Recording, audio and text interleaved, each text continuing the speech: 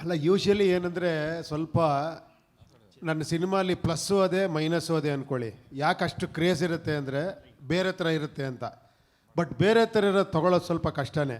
ಯಾಕಂದರೆ ನಿಮಗೆ ಒಂದು ಫಾರ್ಮೇಟಿಗೆ ಫಿಕ್ಸ್ ಆಗಿರ್ತೀರ ನೀವು. ಸಿನಿಮಾ ಅಂದರೆ ಒಂದು ಫಾರ್ಮೇಟು, ನೀವೇ ಹೇಳ್ತಾ ಇರ್ತೀರಿ ಇಲ್ಲೊಂದು ಸಾಂಗು, ಇಲ್ಲೊಂದು ಫೈಟು, ಇಲ್ಲಿದು ಇದು ಇದು ಇಲ್ಲಿ ಎಮೋಷನ್ನು ಅಂತ.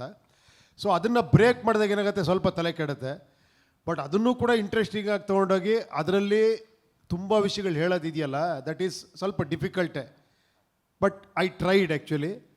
ಬಟ್ ಏನಂದರೆ ನಾನು ಅಂದ್ಕೊಂಡಿರಲಿಲ್ಲ, ನಾನು ಅಂದ್ಕೊಂಡಿದ್ದಕ್ಕಿಂತ ಜಾಸ್ತಿ ಲೇಯರ್ಸ್ನ ಡಿಕೋಡ್ ಮಾಡಿ ಜನಗಳು ಬಿಡಿ. ಆಮೇಲೆ ಪತ್ರಿಕೋದ್ಯಮ ಇರ್ಬೋದು, ತುಂಬ ಜನ ಏನೋ ರಿವ್ಯೂ ಇದು ಆಲ್ಮೋಸ್ಟ್ ಆಲ್ ಲ್ಯಾಂಗ್ವೇಜ್ ನಾನೇ ಶಾಕ್ ಆದೆ. ಕೆಲವು ರಿವ್ಯೂಸ್ ಎಲ್ಲ ಮಾಡಿರೋದು ನೋಡಿ, ಅಬ್ಬಾ ನಾನು ಅಂದ್ಕೊಂಡಿದ್ದಕ್ಕಿಂತ ಈ ಲೆವೆಲ್ಗೆ ಯೋಚನೆ ಮಾಡಿದಾರಲ್ಲ ಅಂತ.